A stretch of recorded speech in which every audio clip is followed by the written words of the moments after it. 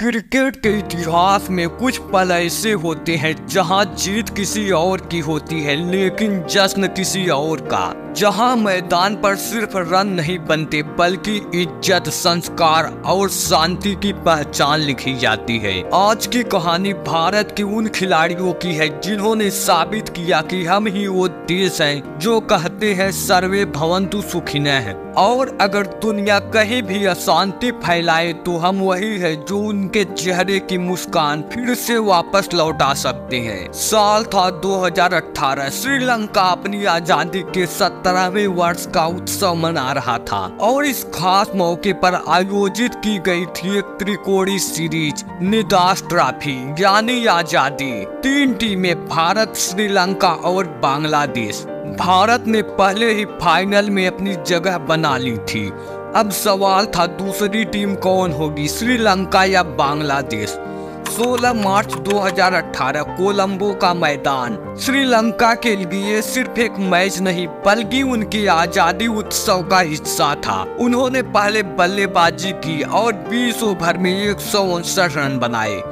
बांग्लादेश को चाहिए थे 160 रन जीत के लिए, लेकिन जब मैच अपने आखिरी पलों में पहुंचा तब बांग्लादेश को 4 गेंदों में 12 रन की दरकार थी और फिर महमूदुल्लाह ने चौका, 2 रन और छक्का लगाकर मैच बांग्लादेश की झोली में डाल दिया। लेकिन जीत के साथ ही शुरू हुआ एक ऐसा नजारा जिसने पूरे क्रिकेट जगत को शर्मसार कर दिया, नागिन डांस। बांग्लादेशी खिलाड़ियों ने मैदान के बीच में अपनी जीत के जश्न को अपमान का रूप दे दिया। उन्होंने लंका के खिलाड़ियों और दर्शकों के सामने उकसाने वाला डांस किया, जैसे वो उनके उत्सव पर जहर घोलने आए हों।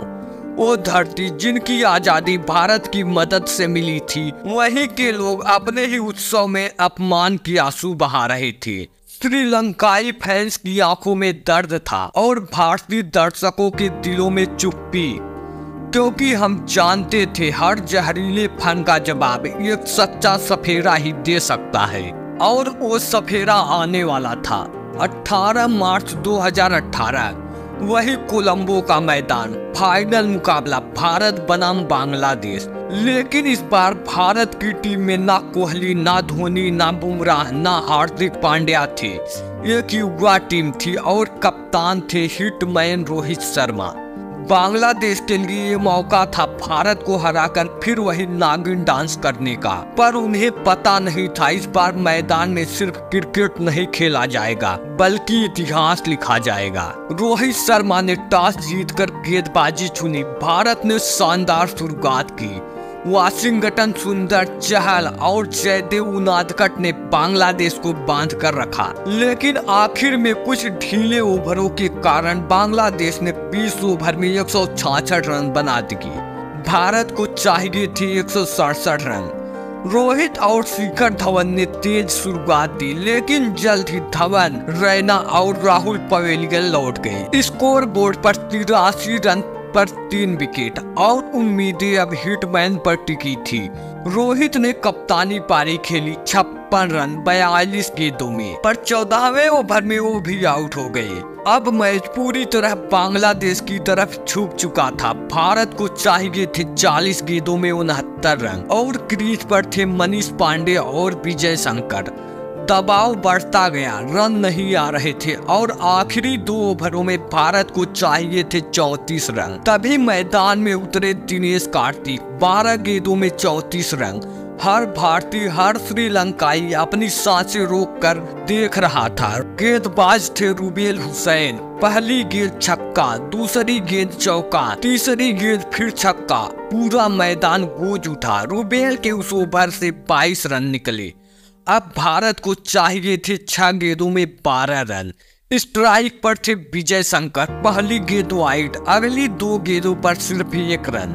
अब समीकरण 4 गेंदों में 10 रन। तीसरी गेंद सिंगल, चौथी गेंद चौका, अब 2 गेंदों में 5 रन। 5वीं गेंद पर विजय शंकर आउट। अब सबकी नजरें दिनेश कार्तिक पर, 1 गेंद 5 रन। 100 में सरकार दौड़ी, गेंद डाली ऑफ साइड की तरफ फुल लेंथ गेंद और दिनेश कार्तिक ने उस गेंद को आसमान की ऊंचाइयों में भेज दिया। गेंद आसमान को चीरते हुए 6 रन के लिए चली गई। कोलंबो का आसमान गूंज उठा। न सिर्फ भारत बल्कि पूरा श्रीलंका झूम उठा। दिनेश कार्तिक ने 8 गेंदों में 29 रन बनाकर भारत को वो जीत दिलाई जो सिर्फ एक टीम की नहीं, एक संस्कृति की जीत थी। नागिन डांस का जवाब शांति के झंडे से दिया गया। मैच खत्म होने के बाद भारतीय खिलाड़ियों ने श्रीलंका का राष्ट्र ध्वज अपने हाथों में उठाया और उस ध्वज के साथ विक्ट्री लैप किया। उन्होंने यह जीत समर्पित की श्रीलंका की आजादी के उत्सव को। उस रात कोलंबो का मैदान भारत और श्रीलंका के रंग में रंग गया, क्योंकि नागिनों का फन कुचला जा चुका था और जेंटलमैन गेम फिर से जेंटलमैन बन गया था।